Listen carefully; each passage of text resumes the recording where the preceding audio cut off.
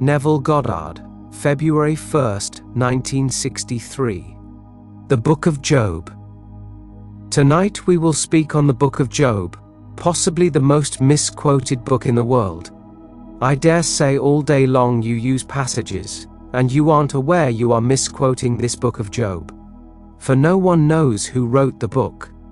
It bears the title of its hero, as do so many books of the Bible, the book of Joshua, Nehemiah, Ezra, Daniel, Ruth. So many bear the name of the hero of the volume. That is the Book of Job. The word Job, so claim the famous scholars, by analysis means, "Where is my father?" You and I have heard it as the persecuted one. But the central point of the narrative is that Job was completely innocent, not guilty of any offense, but simply the victim of the most cruel experiment by God. The very last chapter reveals that it was all by God. Some scholar along the way, or some scribe, inserted some little story in the first chapter which is suspect, because they couldn't believe that God could do that to man. So they claim that a pact was made between Satan and God allowed Satan to do it, Satan the accuser, Satan the doubter. But Satan disappears in the very first chapter and never reappears. He does in the second chapter just for a moment, but he doesn't in the 42 chapters thereafter, not even in the epilogue. And so we know that the cruel experiment was by God. Now, you are Job. I am Job. The world is Job. The world of humanity. And to approach it as if it were an object lesson in patience, patience under stress, under trial, is to go astray at the very start. That is not the purpose of the story. I hope I can get it over to you as I see it. If I were to place it in the Bible, I would place it at the very end of the Old Testament, for it seems to lead right into the revelation of the New Testament. But I am not rewriting the Bible or rearranging it, but were I to place it, that is where I would put it. It simply leads right into the unfolding of the vision as we find it in the Gospels and the Epistles. First, if you are not familiar with it, let me just tell you a few of the highlights of Job. The scene is laid in Edom, and all the characters are Edomites, renowned for their wisdom, semi-nomads. Job, as the story tells us, was an upright and very rich Arab sheikh owning thousands of sheep, thousands of camels, hundreds of she-asses and oxen, numbers of servants and 10 children, 7 boys and 3 perfectly beautiful girls. So we are told in the story. It's a prologue to tell us this much of the great hero who was Job. Then come the 4 woes, based upon the pact between Satan and Jehovah. The first one comes in and announces the fact that the Sabaeans came suddenly and slaughtered all the servants who were taking care of the sheep and took away all the sheep. While he was yet speaking, the second woe appeared, and he said that they took away all the camels and slaughtered all the servants. Then comes the third woe. They took away all the oxen, the she-asses, and slaughtered all the servants. Then comes the fourth woe, that his children, all of them, were dining in the house of the oldest son. And while they were all together, there came this mighty wind and crushed the 4 corners, and the house collapsed and they were all killed. And he was the only one who escaped to come and bring the news to Job. And Job rent his robe, shaved his head, threw himself upon the floor, and then said, "Naked I came into the world, naked I came from my mother's womb, and naked I shall return." Then he blamed himself, not for the act but for having said, "Naked I came into the world and naked I shall return." He saw nothing to condemn in God, and so he did not see anything wrong that God had done. And then, after the 4 woes and everything is taken from him, all the children, all his possessions, everything, then starts the physical destruction of the man called Job, and it started with the boils. And that's when Satan disappears from the scene, and all these things followed one after the other. the boils from the sole of his feet to the crown of his head. And then his wife said to him, "Are you still going to be honest about it? Your integrity is unshaken. Curse God and die." And he said to her, "You have spoken like a foolish woman. Shall God, who gave us the good, not give us the evil?" And so nothing came from his lips that could in any way be condemnation of God. Then came his comforters. They're spoken of as Job's comforters. There were 3 friends. They came to comfort Job. They heard of his plight. He lost everything, being the richest sheikh in all of Edom, and they couldn't recognize him. He was such a horrible-looking creature. When they saw him, they too rent their robes and sat with him for 5 days and 5 nights without speaking in mourning for their friend. Job breaks the silence, and he breaks it with the claim that the very day should disappear from the calendar year. "Let the day perish wherein I was born, and the night which said a male boy is conceived." And then he has this tirade against being brought into this world. He didn't ask to be brought, he was brought. And he finds himself now without any guilt and all these things happening to him. And after he makes the terrific defense of himself, then comes the first comforter, who doesn't comfort at all.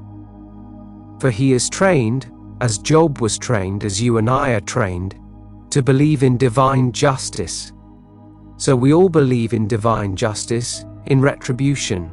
For we look at a person like a Hitler, who lived to the very last moment in his 15 gloating years, or a Stalin, for his 30-odd years, how they slaughtered millions. And what happened to Stalin? He died as you, as I will die.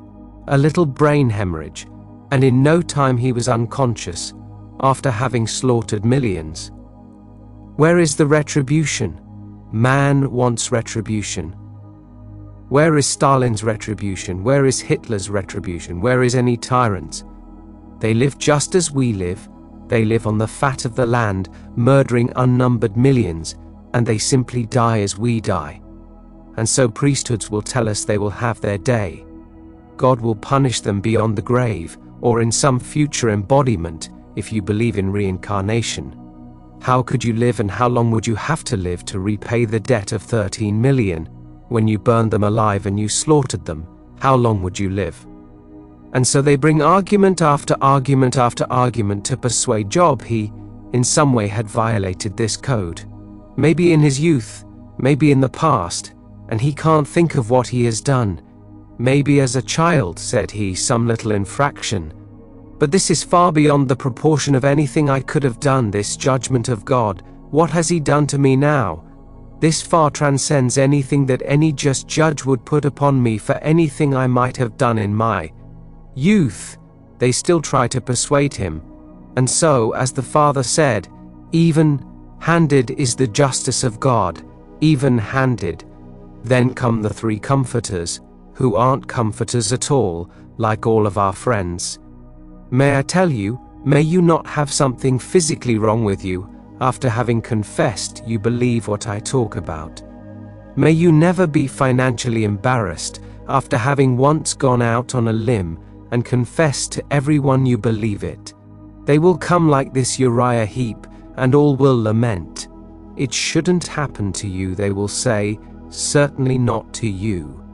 You mean you who know that the states are real, and all you need to do is to get into a state, and the state blossoms in your world. And you? These are the comforters of Job.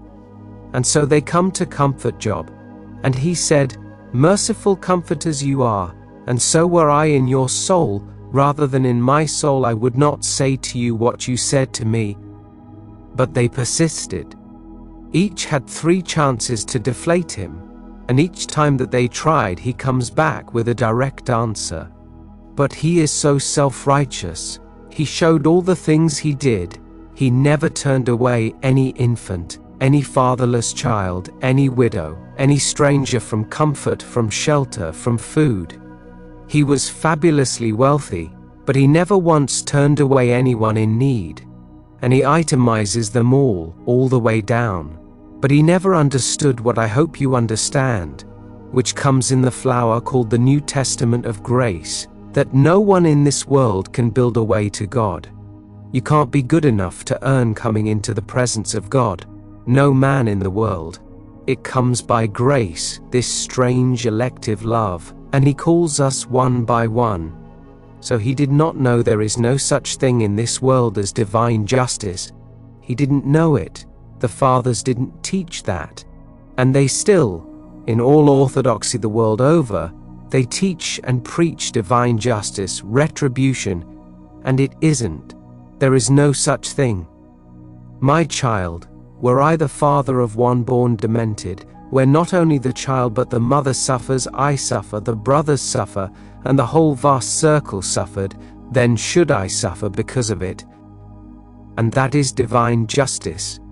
And you try to justify it by telling me that in some past embodiment he did this, that, and the other. That is why he is, and we were related in some strange way in the past, and that is why today we all have fallen into the same net. That was answered for us in the 9th chapter of John. Master, who sinned, this man or his parents, that he was born blind? The answer given, neither this man sinned or his parents, but that the works of God might be made manifest in him. No retribution whatsoever. There is something entirely different, that God as we now see him is the God of grace, the God of mercy. Were I pure, I would never know that there was such a thing as a God of mercy. And God has consigned all men to disobedience, that he may have mercy on all of them, that not one can crow and boast of his own purity. So to the very end Job is still giving arguments of his own self-righteousness, how good he is, how kind he has been, and all these things, that this thing should not have happened to him. And that's Job's arguments, while all these so-called comforters are still giving it back to him. And then at the very end he is demanding that God will appear. He wants to meet God, to confront him. He says, I know he will slay me, I have no hope, but I will present my case to his face. And then he makes this statement, this shall be my salvation. For the godless shall not stand before him. And so if I can so persuade him to see me, to present my case, then I stand before him, and only the pure in heart can stand before him. So if I stand before him, that is my salvation. To the end, he still justified himself. He never heard of the great story of vicarious suffering, never heard of it. Or the author of the book never heard of it, for Job didn't write it. He is simply the hero of the narrative, of the story.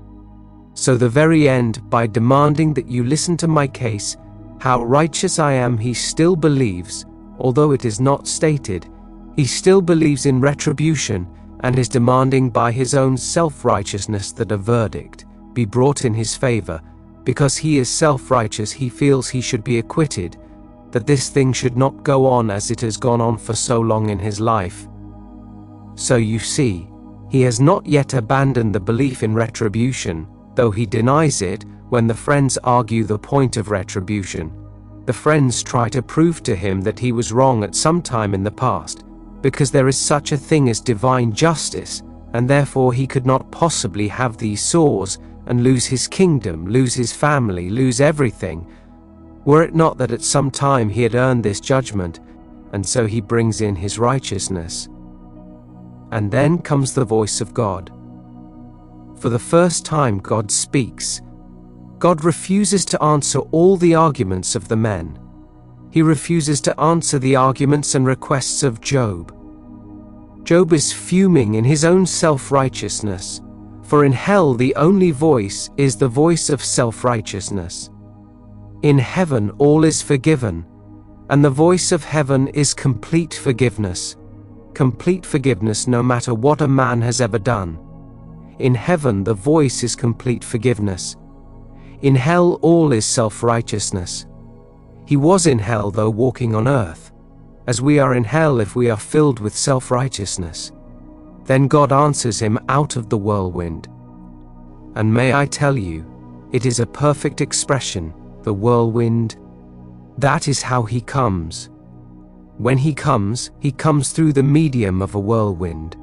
You hear it and you feel it. and you think it is the most frightening storm you have ever encountered that any man could experience. When you hear it and you feel it, you'll know by the wind it's the whirlwind. Then God is about to speak.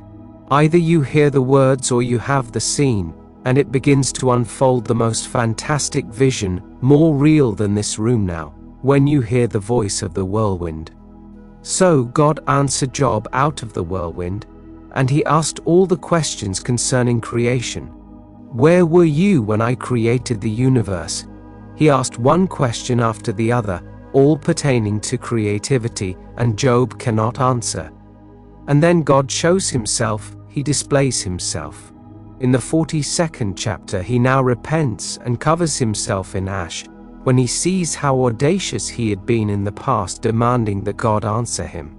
Then he said, I have heard of thee with the hearing of the ear, but now my eyes see thee.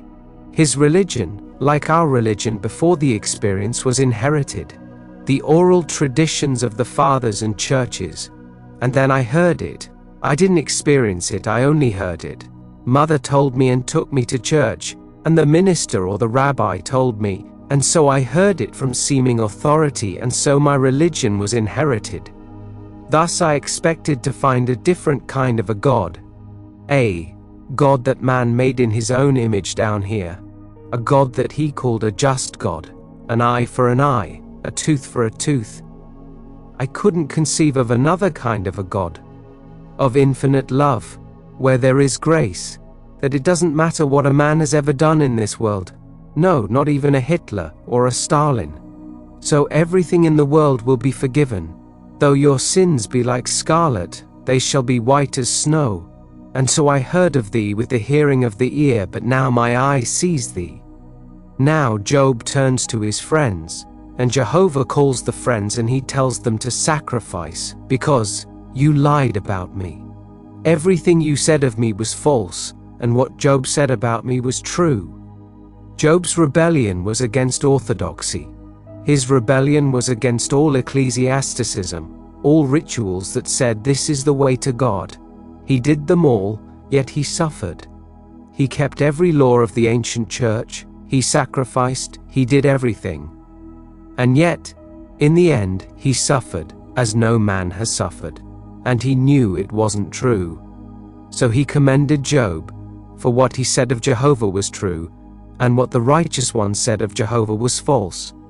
He made them sacrifice and told them to go to Job, and ask Job to pray for them.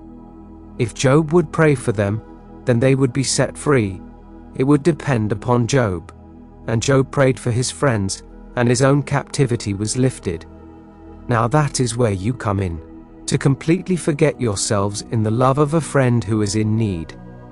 Without raising a finger, you lift him mentally out of one state and put him into another. No matter what he has been in the past, forget it and put him in another. He was only expressing in a state. He was never the state that he expressed. We condemned him thinking he was the state, but Job prayed for his friends, lifting them out of that state of self-righteousness and divine justice, and he saw them in the state of grace. It doesn't matter what they have ever done in the past.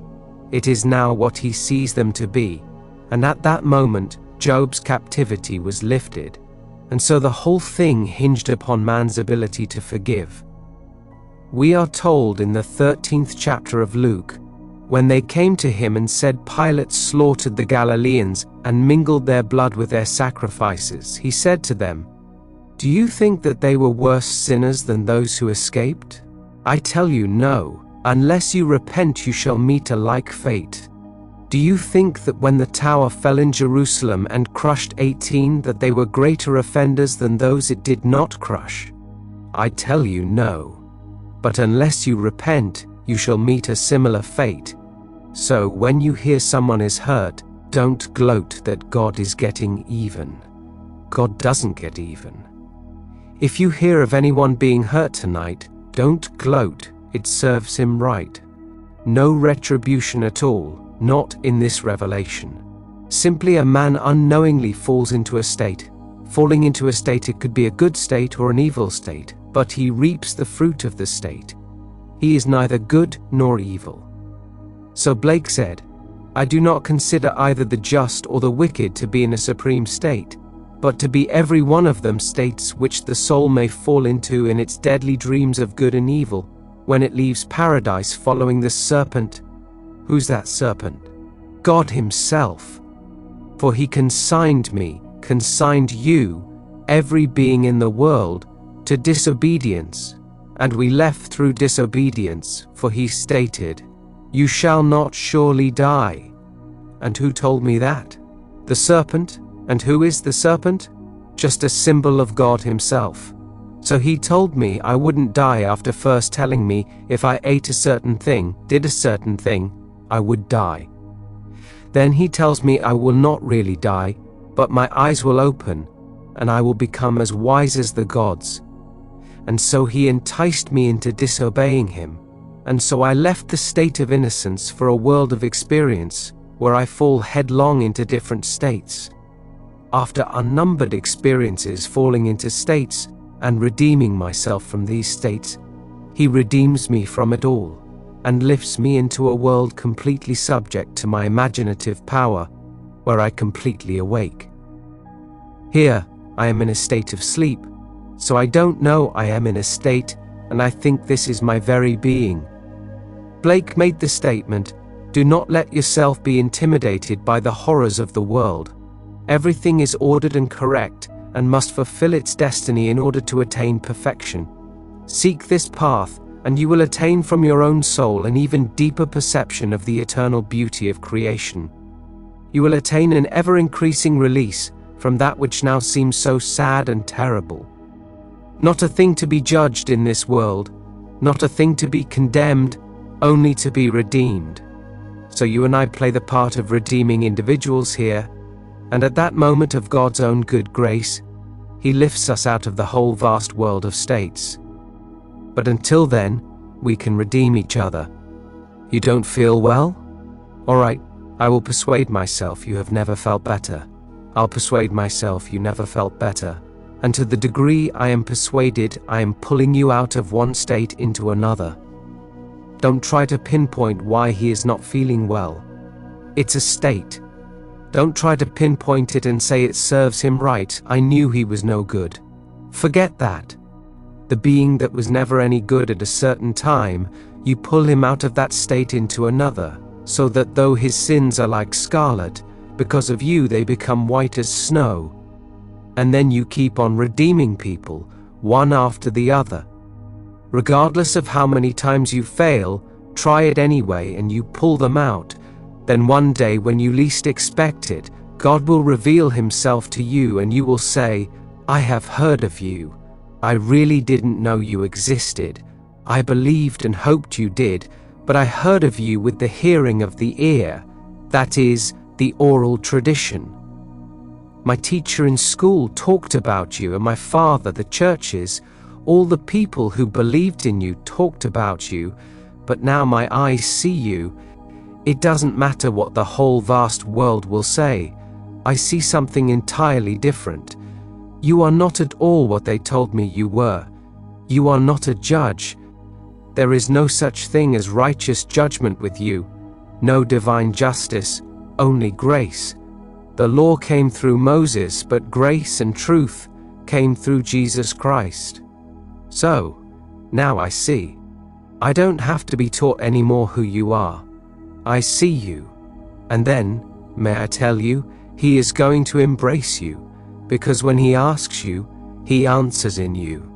Now, what do I mean by vicarious suffering mentioned earlier?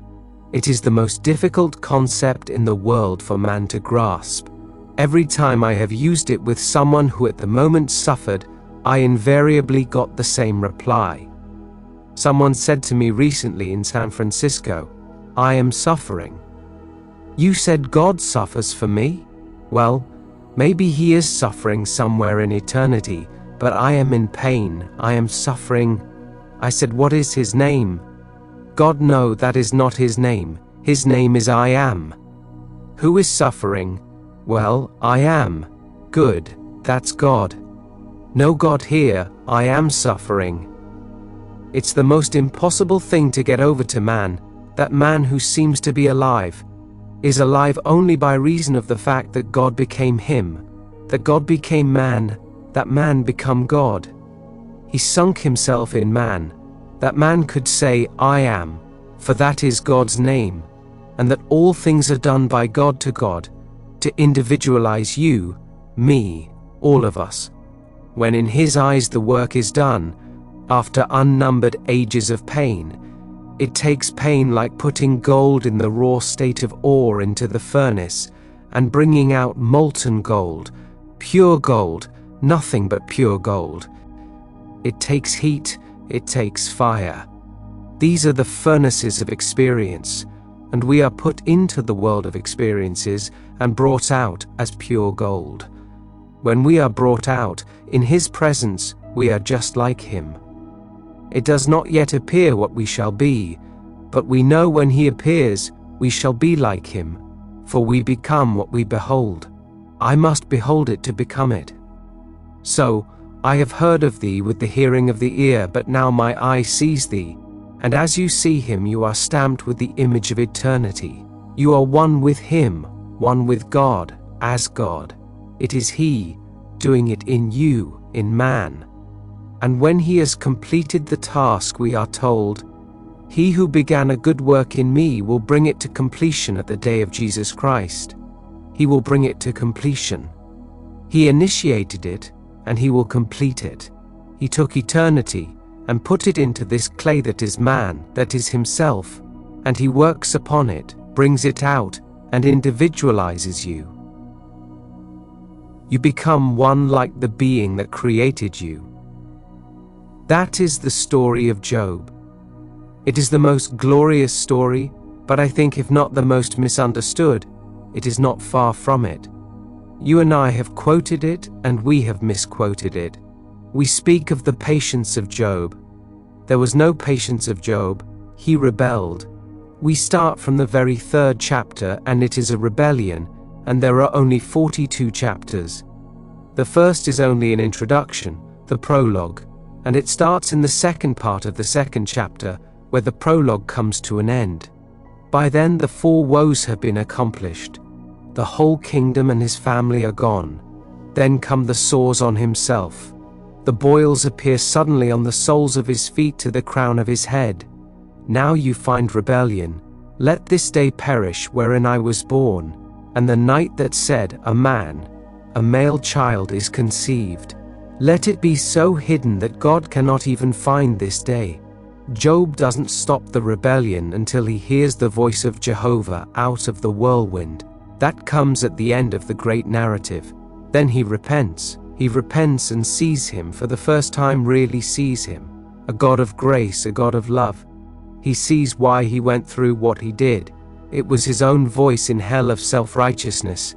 If I can this night reflect upon any good thing I think was good that I did, that is self-righteousness. It doesn't earn me one little step towards where I am going. Do something because you want to do it, but to feel you are adding up and putting something in the bank for yourself, forget it. And so he was so good, he was so self-righteous, he never once turned anyone away from his place. No widows, no fatherless, no strangers. And he always abided by the law. He made all the sacrifices designated by the law at the end of this special feast. Job, not knowing what might have happened in the home of the individual brothers where the feast met today, each in a different home, he went and he sacrificed generously, that should they in any way have violated even in their inner will that which Jehovah designated, then he by his sacrifice would atone for them. So he atoned for his sins, he did everything that the law demanded, but still he broke out in all the boils, and then he learned that you can't be good enough to earn God's gift. Self-righteousness is only the voice in hell. So you were right, Job. There is no such thing as divine justice, no retribution at all, none. Did he not say, O the Assyrian, the rod of my anger, the staff in their hands is my indignation. Isaiah 10:5. So I will use him, for I have made everything for its purpose, even the wicked for the day of trouble. And so, just as I have planned it, so shall it be. As I have purposed, so shall it stand. I will not turn back. The anger of the Lord will not turn back until he has executed and accomplished the intents of his mind. In the latter days you will understand it clearly. Jeremiah 23:20. Only in the latter days will he reveal himself. You will see that all the sufferings that you went through, the God of love put you through. Just like the great artists who are putting ore through the heat to extract the gold, he wasn't concerned about the heat, just extracting pure gold for his labor, for his work, any more than the great sculptor is concerned about the clay. And Job said, "You made me of clay. Are you going to return me to the dust?" What does the potter think of the clay when he puts it through every form to fulfill his purpose, or what he purposes for it? He isn't concerned. So you and I are the clay in the potter's hand, and he is bringing us out into his own image. I heard someone gloat in NYC when these lovely little children, in their early 20s and teens, on the 80th odd floor of the Empire State Building, and this plane came too low. He was simply showing off because they were warned time and again not to fly over NYC low, and here was this 102-story building plus this enormous antenna that goes way beyond that, and the chap coming through with one aboard, and two passengers that were not supposed to be there, showing what he could do, and he couldn't maneuver the plane. He went right into that building, and he snuffed out the lives of something like 34 or 40 young girls in a Catholic charity. And if someone, like this one who spoke to me, is anti-Catholic, he would then say, "That is what God did." Well, you have to be silent, because they express complete stupidity. What can you do? If my daughter were among them and he said it, chances are he would be in the hospital. He could judge that God did that because he was against this charity work of some Catholic. These sweet little children, all Catholic, work in the organization, or maybe they were not all Catholic. And he dared to say that. They could have been a Jewish organization and some anti-Jew would have said the same thing, etc. Here, this is the story of Job. There is no such thing as divine justice. We are all coming out, and when we all come to the end we will all see it and then we will understand. But don't tell me the 6 million Jews who were walked right into the furnaces of Germany, that was divine justice. Job didn't see it, or the author of the book didn't see it. They did not understand the mystery of vicarious suffering, because the father said it, and then the three friends who came, they echoed it, and then he said, "Nonsense, it's a lie." That's what Job said. But still, in the last confession, in the end, when he rehearsed all of his good qualities, all of his virtues, expecting to be exonerated by this rehearsal of virtues, that surely an acquittal must be brought in. That must be the only verdict that could be brought in. That was his last soliloquy. And then comes the voice, and then he realizes that all the so-called good things that he did don't mean a thing in the eyes of God. God started it, and God is going to complete it, and God is working us into the image of himself. He has to put us through these experiences, but he has laid the foundation of infinite states. So when you see someone who is unlovely in the world by his actions, he is only expressing a state into which he has fallen, and chances are unwittingly, not deliberately, but unknowingly, and he has to occupy it while he is in it, and then because he is alive he simply radiates it, it grows and bears the fruit of itself. So know that you can forgive every being by simply pulling him out. This is the supreme test of one's ability to forgive, to identify the one you would forgive with the ideal that so far he has failed to express. To the degree that you can become self-persuaded that he is that ideal, to that degree he will express it, and then you deliver him, you save him, you forgive him by putting him into another state altogether. Job didn't see that. Job thought if he gave things, and was kind and generous, but he did nothing to change them. The orphan remains an orphan, The widow remains the widow, and they all remained as they were. They were fed from this generous table, but all remained what they were before they were fed. Don't let anyone remain what he was after you see his need. You see him differently. Pull him out of his state and put him in another. Poor man, it is so easy to put your hand in your pocket and say, "Here's $1. It's so easy, but to see him gainfully employed and to persuade yourself that he really doesn't need that $1 is difficult. If you give him the $1, like Job, you will recount your virtues. The day you once gave a man $1, he didn't earn it, you gave it. So he said, I, the Lord, who gave from his hand the good, also gave the evil, who gave it. And so I say, you can forgive forever.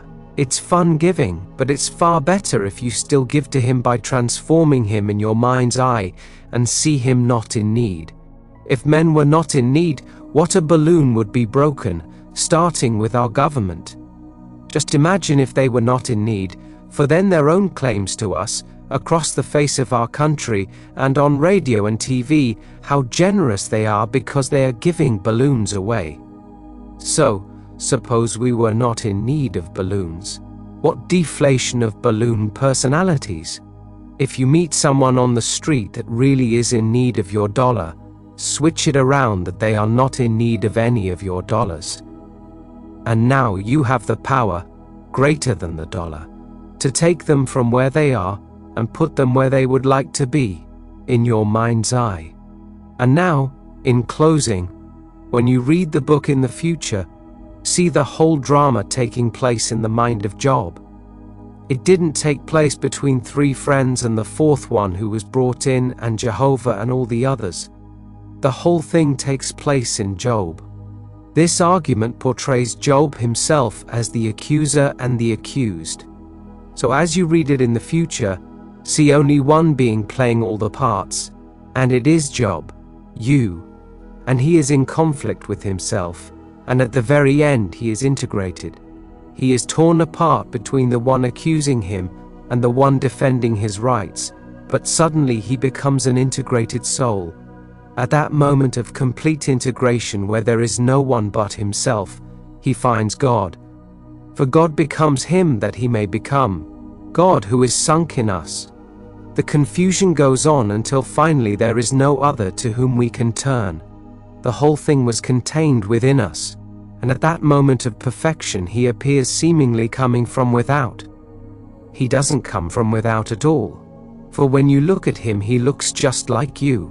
And so you see, he really isn't coming from without. He appears to, but really he is coming from within, and gives the appearance of coming from without, that you may see what you look like.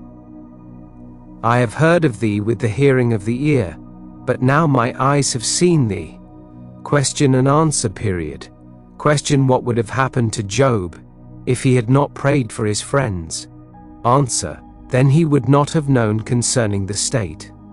He would not have known he was only in a state at any moment of time when he was complaining. He could deliver those from their state, but it wasn't Jehovah who did the praying. Jehovah said to them, "Ask Job to pray for you." So who is Jehovah? As Blake said, when Jesus Christ arose from the dead, he became Jehovah. See the Bible through the eyes of Blake. In Blake's engravings, when the left foot is forward, he uses the devil. And in the state of love it becomes a man, but the foot becomes a cloven hoof. When God is speaking in the most marvelous way, the right foot is forward, the other place, the left foot is forward. The left foot is the state which is doubt. So the symbolism is perfect with Blake in his illustration. But for sheer beauty of English, read the book. What English? Carlyle said it is the greatest piece of literature of all time. Tennyson said of it, it is the greatest poem ever written. Luther, who gave us a great religion when he broke away at the beginning of the Reformation, claims it is the most magnificent book of all scripture. So, he makes extravagant claims for the book of Job. But for sheer beauty of English, read the book. You are Job, I am Job, and when you ask these things, why did it happen to me? Not only physical things, but the loss of a friend, loss of a child. What is more heartbreaking than a father who has raised a child and loved that child, and hopes he will transcend him in time, and will leave an estate for him to go to the graveside and bury him? And he buries him, the same way Job lost his estate, lost everything, and his 10 children all snuffed out. But the play is taking place in him, in the very last chapter. Not only they all came in the very end after he was redeemed, his brothers and sisters, all of his friends of old came to sympathize and to comfort him for the evil that the Lord had brought upon him. His 7 sons and his 3 daughters were there, yet in the first chapter they were dead. In the last chapter they were there. He lived 140 years. Every letter of the Hebrew alphabet has a numerical value and symbolical name. In symbolism, 100% has the letter Kof Pron, Kuf, the back of the head. The 100 is simply this, and 40 is Mem, whose symbolical value is womb. So, here is the womb where he lived, the back of the head. In the back of the head, this womb becomes man's tomb. It infers that man is actually buried but doesn't know it, and one day he will awake. He will awake within himself to find he is entombed. He never knew before that he was entombed. He thought he was walking the earth. He didn't realize all this was like a dream unfolding, until one day he awakes and the tomb is his own skull. Mem Kof, here is the Mem and here is the 40, the womb. It is here that he is begotten by God himself. And so he lived 140 years, Kof Mem. Now let us go into the silence. Remember to like and subscribe, and let the sound of the bell guide you back.